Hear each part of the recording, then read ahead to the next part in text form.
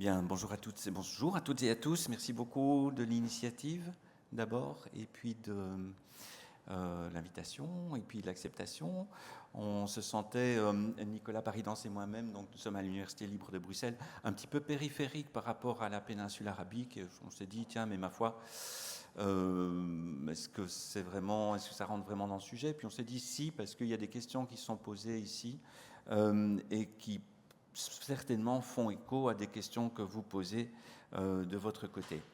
Alors n'ayez pas peur, on va parler en français, mais le PowerPoint est en anglais, donc ça devrait vous faciliter la vie à certains égards. On va aller à Petra, que vous connaissez tous, et surtout dans un tout petit site périphérique de Petra. Il est situé à 7 km au sud de Petra, le Wadi Sabra.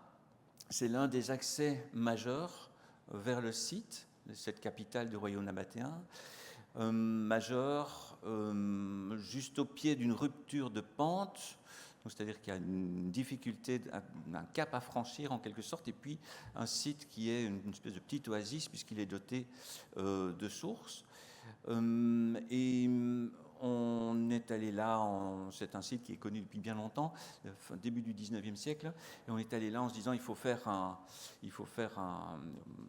inventaire de ce qui est visible. Et donc ce qui est visible, il y a une quantité de choses assez impressionnantes. Évidemment, c'est blanc sur blanc, donc on ne voit rien du tout.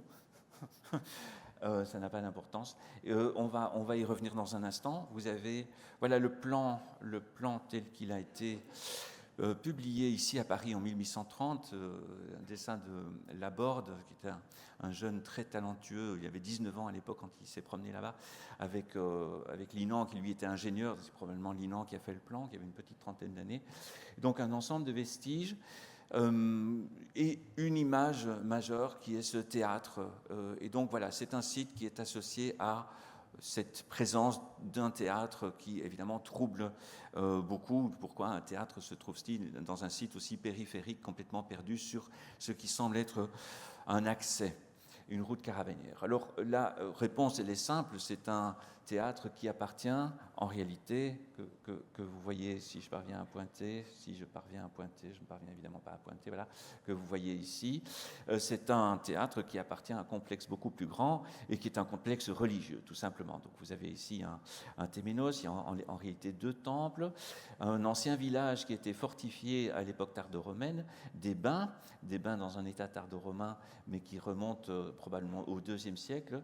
Et puis, ce qui va nous intéresser, outre ici de l'habitat, c'est une structure qu'on a qualifiée de caravansérail, 14 guillemets, 7 points d'interrogation.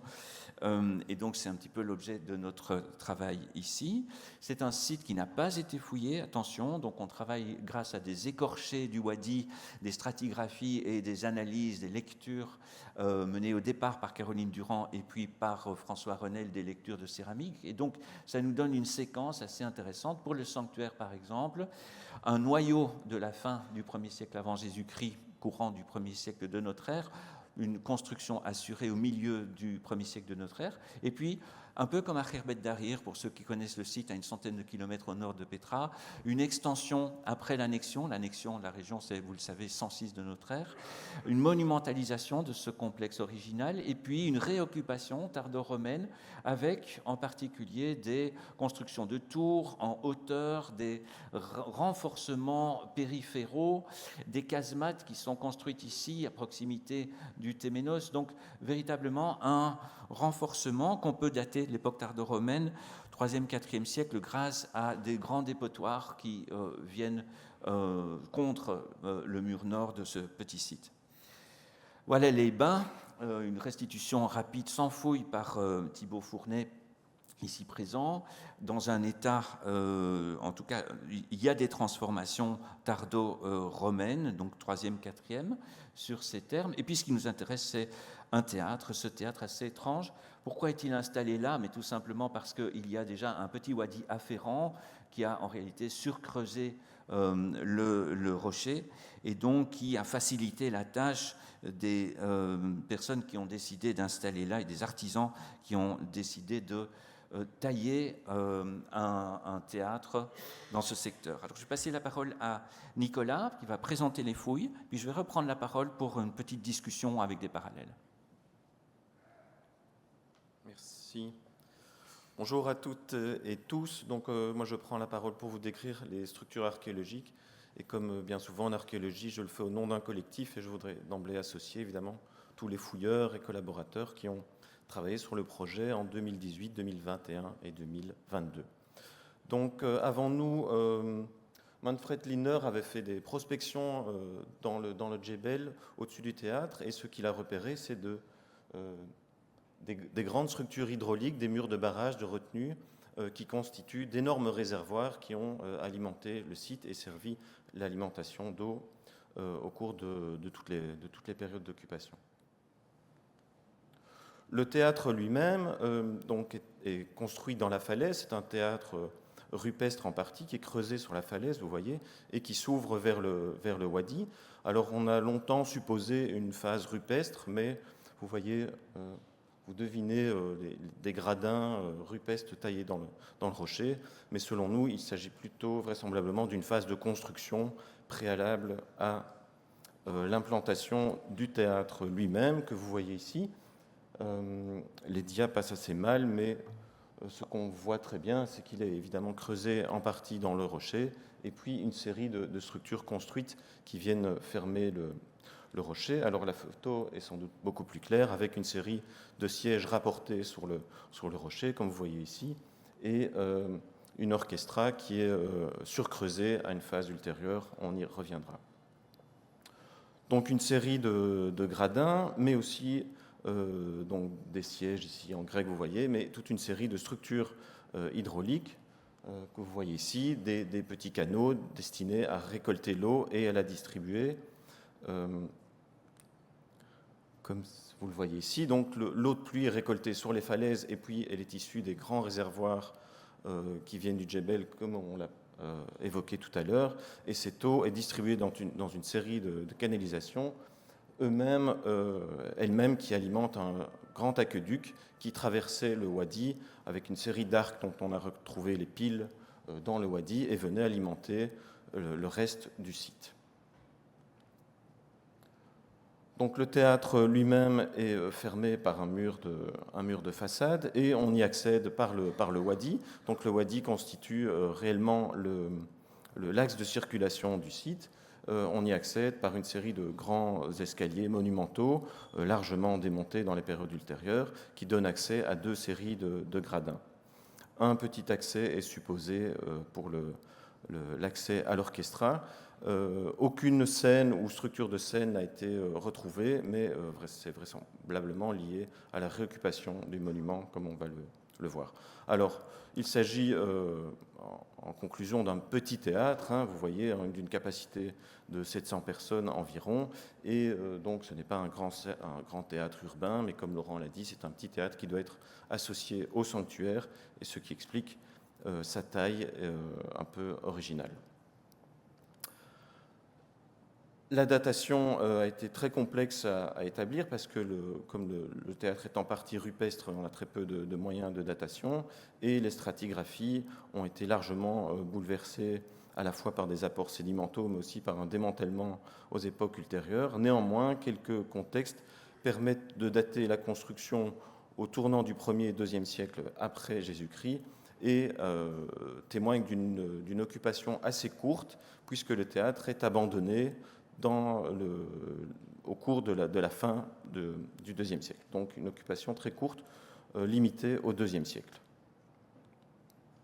Ce qui nous intéresse plus spécifiquement ici, c'est évidemment la transformation à l'époque tardo-romaine, avec un théâtre démantelé, les gradins démantelés, les sièges enlevés et réutilisés dans un mur massif que vous voyez ici, un mur remonté à l'aide des sièges des gradins, de manière à créer une esplanade ouverte. Donc le théâtre est entièrement nettoyé et en partie surcreusé, de manière à créer cette esplanade ouverte, massivement défendue, et à laquelle on accède uniquement par un couloir très très étroit que vous voyez ici, qui fait à peine 90 cm de large. Les escaliers sont aussi condamnés, de même que l'aqueduc. Donc un théâtre qui perd sa fonction évidemment de spectacle et dans laquelle une série de structures, de petites structures, notamment une canalisation centrale que vous voyez ici reprise dans le mur de façade, mais aussi l'aménagement d'un escalier rupestre et quelques structures hydrauliques, notamment l'aménagement d'un énorme mur de réservoir qui permet d'identifier ça peut-être comme une étable ou en tout cas un espace destiné à rassembler les troupes d'une garnison.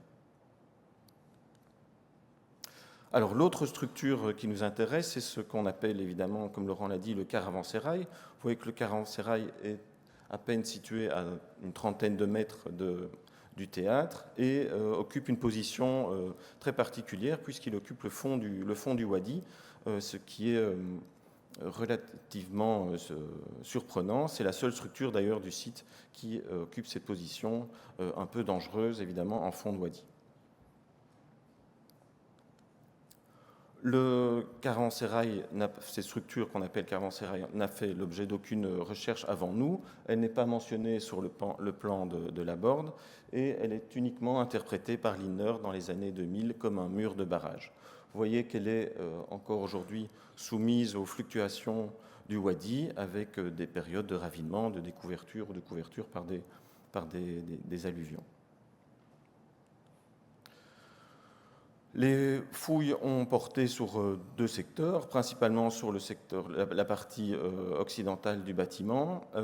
La partie nord du bâtiment était entièrement emportée par un ancien bras de wadi qui a complètement détruit la partie nord du bâtiment. Une première phase est suspecté par la stratigraphie et par une grande quantité de remblais sous-jacents à la structure. Vous voyez ici une série de remblais datés de la fin du 1er siècle et du début du 2e siècle qui témoignent d'une première structure dont on a très peu d'indices et qui a été très peu abordée.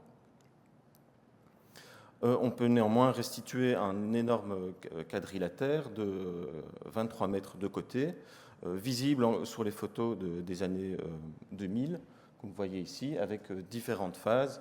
Notamment, on voit très bien une première phase très massive et puis plusieurs phases de construction ultérieures sur lesquelles on reviendra. Donc une première phase très très ténue, marquée surtout, je vous l'ai dit, par des remblais céramiques qui témoignent d'activités de banquet. Donc, on reviendra sur l'interprétation générale du bâtiment. Une deuxième phase est marquée par un rétrécissement de la structure, interprété, je vous l'ai dit, par l'arrachement et le passage d'un ancien bras de wadi. Et donc, cette deuxième phase voit un rétrécissement et une transformation à la fin du IIe siècle, vraisemblablement à ce qu'on interprète déjà comme un fortin, avec des murs massifs et aveugles qui dessinent un quadrangulaire de 14 mètres de côté sur 23 mètres de long. Vous voyez que l'espace interne est divisé d'une série de petites salles et ce fortin a connu deux grandes phases d'occupation.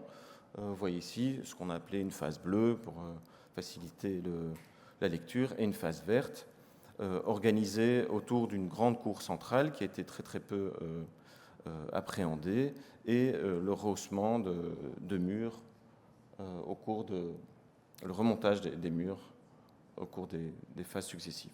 Alors la première phase est datée de la fin du IIe siècle et du début du IIIe siècle, là aussi autour d'une grande cour centrale et marquée par la présence d'une latrine surélevée. Vous voyez ici une cage d'escalier qui permet d'accéder à une latrine dont on voit la canalisation, structure qui est couramment rencontrée dans les fortins militaires.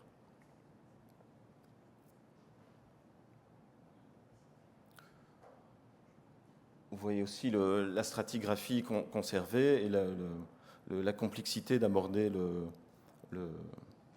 le monument dans son intégralité. Alors pour cette phase bleue du matériel céramique est daté du IIIe siècle de notre ère et offre des similitudes intéressantes avec d'autres contextes militaires, notamment le contexte militaire du centre de Pétra. La deuxième phase voit un réaménagement de l'espace avec de nouveau la cour centrale, et vous voyez une série de murs beaucoup plus légers qui sont caractérisés par un simple parement, donc vraiment des murs faits à la hâte, et un rétrécissement de l'espace suite à l'arrachement de l'angle de la structure par de nouveau un bras de wadi. Et vous voyez ici les stratigraphies rencontrées dans certaines parties, alors que certaines sont complètement détruites par l'érosion, d'autres conservent une stratigraphie de près de 3 mètres, ce qui explique que le bâtiment n'a été que très très peu appréhendé. Le matériel rencontré pour cette phase-là témoigne d'un riche mobilier du IVe siècle après Jésus-Christ, qui lui aussi offre des similitudes avec d'autres contextes militaires régionaux.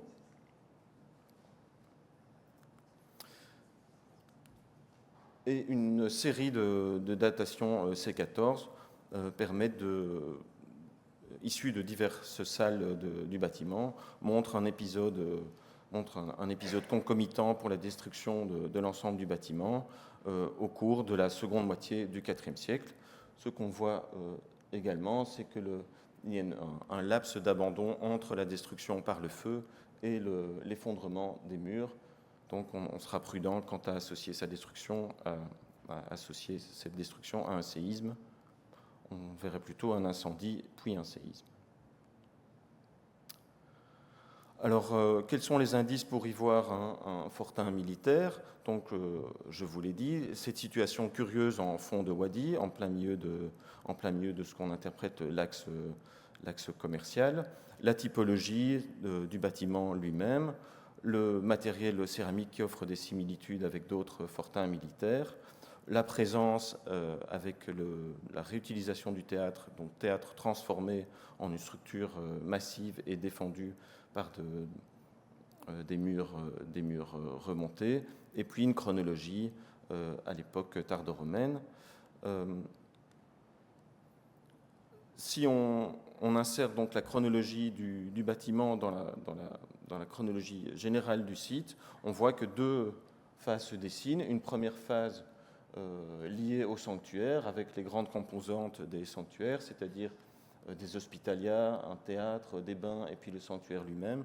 Et puis une seconde phase plutôt marquée par la présence des militaires, avec le fortin, la réutilisation du théâtre et l'acropole aussi défendue par de murs massifs. Voilà pour la description des structures. Tiens. Merci beaucoup Nicolas. Et donc, l'idée c'est de faire une petite discussion. Évidemment, voilà tout ce qu'on a. C'est ce que vient de dire Nicolas. Donc, selon, tiens, ça fonctionne. Ah, il manque ce qu'il y a tout au-dessus. Excusez-moi. Donc, c'est le secteur temple, le théâtre et au centre le pseudo-bâtiment caravansérail, fortlet, etc. Vous aurez peut-être l'occasion de revoir ceci.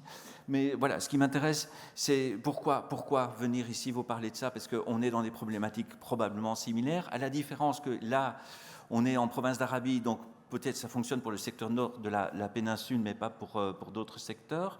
Première chose, on est dans un sanctuaire, et là tout de suite, il y a un parallèle qui nous vient en tête, c'est évidemment Khirbet et Darir, où, rappelez-vous, il y a également un noyau, on est à 100 km au nord de Pétra, il y a un noyau et un agrandissement du site avec des nouvelles infrastructures, dont précisément des bains, et ce qui a été interprété comme un caravansérail, certainement à juste titre, sans aucun aspect militaire en l'occurrence. Donc, premier parallèle de taille, si vous voulez, c'est évidemment Darir, avec ce que nous avons en termes de fonction d'un bâtiment de ce type, avec une destruction, une séquence qui est similaire, une destruction ici au milieu du IVe siècle. Deuxième ouverture, c'est évidemment se dire... C'est aussi une manière de rendre hommage à Jean-Marie Denzer qui a lancé vos travaux en Arabie. C'est se dire, tiens, Jean-Marie avait identifié énormément de caravansérails autour de Palmyre, et en fait, on a très très peu de choses autour de Pétra qui s'apparentent à des caravansérails. Comment ça se fait ? Donc, et il avait essayé d'élaborer une réflexion autour de cette question, en distinguant 3 grands segments, tout le secteur de, entre guillemets, caravansérail nabatéen dans le Negev, donc sur cette route entre Petra et Gaza, un deuxième segment associé à des fortins sur le Limès, donc qui était plutôt tardo-romain, et vous voyez que notre site est à l'intersection de ces 2 segments, et puis un troisième domaine qui était évidemment un domaine omeyyade. On possède maintenant une thèse importante, Will Kennedy, qui a repris l'ensemble des dynamiques en fait fonctionnelles autour de Petra, mais non plus sur le centre, mais tout autour. Et s'agissant de caravansérail, il montre bien qu'il y a quelques bâtiments potentiels, mais pas grand-chose, mais qu'en revanche, il y a un certain nombre, dans diverses prospections, un certain nombre de bâtiments qui ont été identifiés comme petits fortins. Le nôtre serait le numéro 10 dans cette série, mais malheureusement, tout ceci reste à publier. Donc, les meilleurs parallèles qu'il faut peut-être avoir en tête pour avancer, je vais en montrer quelques-uns. Ce sont nos collègues qui travaillent au Negev. Il me semble important de rappeler qu'ils ont identifié un certain nombre de petites forteresses de hauteur nabatéennes qui remontent à l'époque hellénistique. 3e, 2e, 1er avant, 3e, 2e assurément. Un très très bel exemple ici d'un caravansérail du 2e siècle avant Jésus-Christ et qui est réinvesti par un fortin hasmonéen, ce que vous voyez au centre, hein. Après, entre 99 et 64, l'arrivée de Pompée dans la région. Donc, après la libération de cette région par Rome, les Nabatéens se réinstallent dans la région en créant des villes d'ailleurs. Et vous avez des grands caravansérails de cette nature ici, y compris en plaine. Donc la différence, c'est qu'on n'est plus en hauteur, mais qu'on se développe en plaine, parce que la zone est désormais pacifiée, en quelque sorte, ça ne pose plus de problème. Et ces espaces vont être réinvestis à l'époque romaine. Donc il y a énormément de mobilier, y compris de mobilier caractéristique du domaine militaire dans ces précédents caravansérails nabatéens, première chose. Et à ces réoccupations sont dédoublées par un nouveau réseau de petits fortins en 2 séquences, une double séquence chronologique, de petits forts d'époque nabatéenne. Donc, ça veut dire que ce segment est repris en main par l'autorité romaine à travers ses militaires, à l'époque sévérienne d'une part, et puis bien sûr, vous le savez, sous Dioclétien, donc au début du IVe siècle. Et donc là, pour cette séquence-là que nous avons, vous l'avez vu, c'est la phase verte, il y a de très bons parallèles très proches dans la région, évidemment autour de l'installation du développement de ces camps légionnaires à Udruh et puis à Léjoun, beaucoup plus au nord. Donc dernière image, c'est simplement se poser la question de savoir si on ne peut pas croiser les informations qu'on vient de vous présenter, donc les données stratigraphiques descriptives, les parallèles qui permettent éventuellement de qualifier les vestiges. Est-ce qu'on ne peut pas croiser ceci avec 2 données littéraires, 2 données écrites? C'est la description des corps armés vers 400 dans la Noditia Dignitatum. Ce texte signale le site de Saboura ou Veterocaria, dans lequel il y aurait en fait des troupes d'archers, un corps de cavalerie avec des archers, et puis Eusèbe de Césarée qui évoque à une journée de Petra un Frourion, donc une petite forteresse, dans un site Carcaria que l'on rapproche de Veterocaria. Donc, première question, est-ce que le site sur lequel on travaille est cité, enfin, est concerné par ces sources? Probablement pas, parce qu'il y a une petite dichotomie entre la masse critique, enfin l'espace nécessaire pour accueillir ce type de corps et ce que nous avons retrouvé qui paraît plus petit, d'où l'idée que le site de Sabra a peut-être accueilli à l'époque tardo-romaine une émanation, un petit corps en raison de la présence de l'eau, un petit corps de cavalerie. Voilà, c'est tout. À l'époque, probablement dans le courant, assurément au IVe et probablement dès la première moitié du IIIe siècle. Voilà, je pense qu'on peut gentiment arrêter là. Merci beaucoup.